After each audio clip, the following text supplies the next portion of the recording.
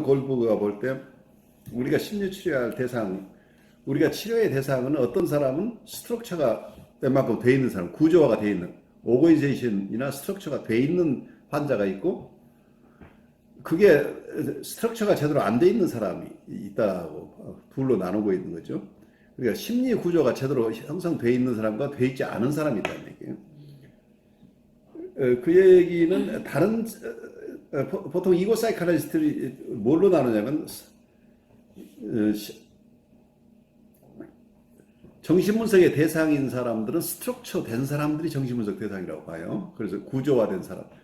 정신분석의 대상이 되지 않고 테라피나 다른 방식으로 도와줘야 될 분들은 스트럭처가 언더 스트럭처드, 스트럭처가 제대로 되지 않은 사람, 스트럭처라고 하면 이고 사이코로식으로 얘기하면 심리 구조를 얘기를 하는 거죠.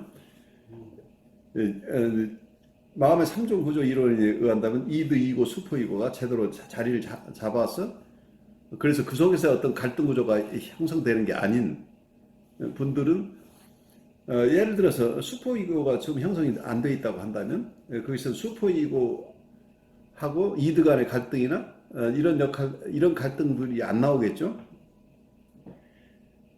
그런데 이게 어떤 이고 사이코의 입장에서는 구조화가 된 사람이 정신분석 대상이고 구조화가 되지 않은 사람은 심리치료의 대상이다, 이렇게 얘기를 하고 있는데, 여기에 아놀드 골드버그는 거꾸로 얘기를 하는 거죠. 구조화가 된 사람들은 일단 심리 구조가 있는 사람들이니까 거기에 조금 손상이 간 부분이 있을지라도 그 손상된 부분만 손만 보면 된다는, 일정한 부분 리페어 한다는 얘기죠. 여기서 리페어를 한다는 게 우리가 보통 건설 현장에서 수리한다고 얘기를 하는 거죠. 수리하는 거니까 이분들은 이거 자체가 근본적인 작업들이 아니라는 얘기죠. 근원적인 작업들이 아니고 부분적인 작업이라고 보는 거죠. 그래서 어떤 면 이 사람들은 셀프 자체는 어느 정도 이미 형성된 사람들이고, 또 그러니까 셀프 사이코로지 입장에서 본다면 셀프 자체가 어느 정도 코이시브가 있는 사람들이죠. 어느 정도 웅집성이 있는 사람들인데, 셀프의 어느 부분에 문제가 있다면 그 부분을 치료 일부를 하는 건데, 이거 리페어 개념이라는 얘기죠. 근데 아마 번역을 복구라고 뭐 하거나 그래서 조금 여러분들이 너무 지나친 용어가 들어있어서 이해하기가 힘들 거예요. 리페어라고 그냥 영어로 받아들이시면 더 쉽죠. 그런데 아까 얘기한 구조화가 덜 된 사람들, 아직 심리 구조가 덜 발달된 사람들 경우에는 다른 쪽에서 얘기를 하면 이게 분리 개별화가 덜 된 사람이라는 얘기예요.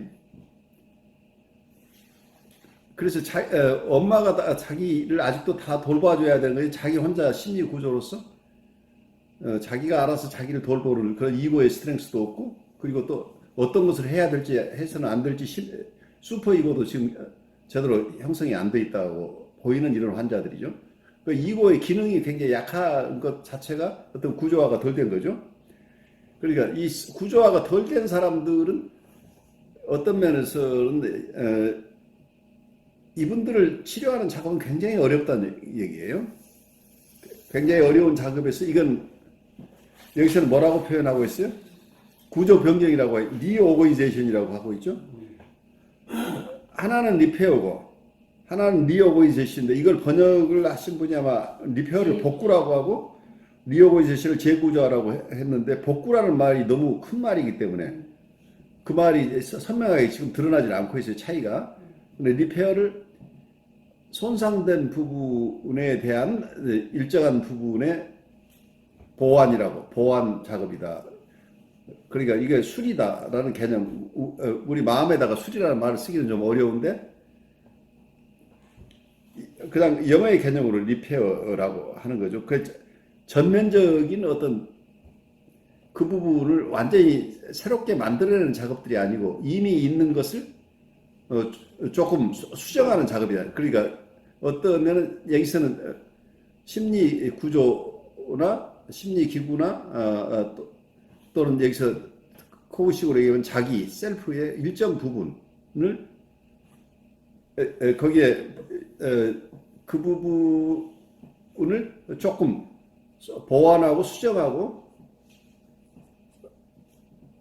미비한 부분을 조금 기워 넣는 정도라는 이런 개념인데, 아까 얘기한 대로 아직 스트럭처가 될 때는 이미 스트럭처가 없으니까 스트럭처를 새로 만들어야 된다는 얘기가 되잖아요. 스트럭처가 워낙 미비해서 현재 있는 스트럭처 가지고 쓸 수가 없다는 얘기예요. 이거 자체도 너무 약하다는 얘기예요.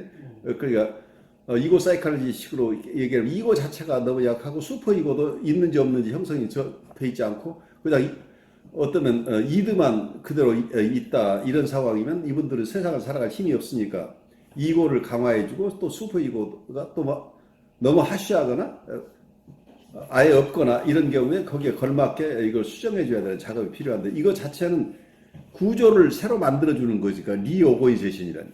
그러니까 여러분들이 건축하는 분들이 하는 쪽에서 얘기한다면 이게 리마들링이죠. 리마들링 수준의 작업이 일어나기 때문에 이분들은 훨씬 더 근원적인 치료가 돼야 되기 때문에 이런 분들에 대한 치료가 정신분석이라고 봐야 된다. 그러니까 이게 사이코애널리시스라고 보게 되면 프리에더퍼런 환자를 치료하는 것이, 그리고 프리에더퍼하다는 얘기는 아직 구조화가 덜 된 환자들, 그러니까 아주 초기 환자들을 치료하는 게 정신분석이고, 보통 사이코니로시스라고 프로이드가 봤던 심리신경증들, 이런 사이코니로시스, 보통 우리가 심리신경증을 인 사람들을 치료하는 것은 이게 사이코테라피다라고 봐버리고, 이게 심리치료고 이건 정신분석이 아니다고 지금 이렇게 얘기를 하고 있기 때문에 어쩌면 이고 사이칼로지스트 하고는 정반대되는 결론을 내고 있어요. 여기에 이분이 그걸 이렇게 클리어하게 설명해 놓고 있지는 않지만, 그 골드버그 얘기는 이 책을 쓴 어떤 면은 앨런 시걸이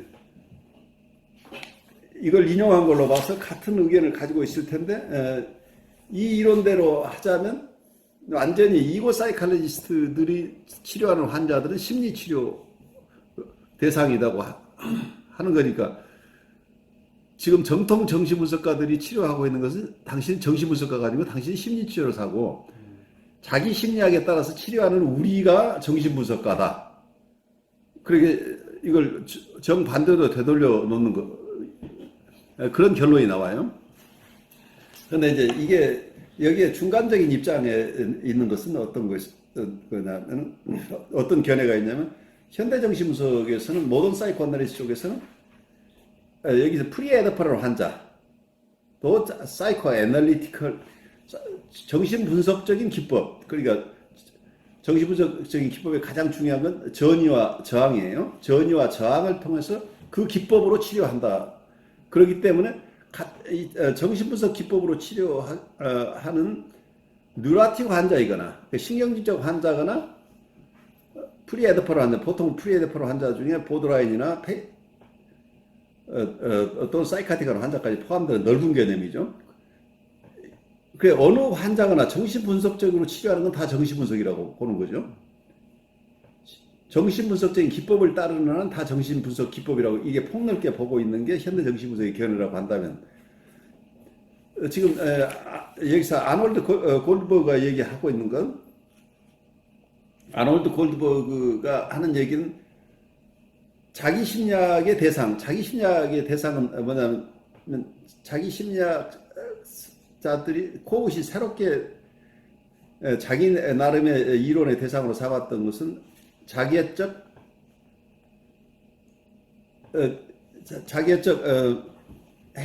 자기애적 행동 장애가 있는 사람이거나 자기애적 성격 장애, 그리고 자기애적 성격 장애나 자기애적 행동 장애,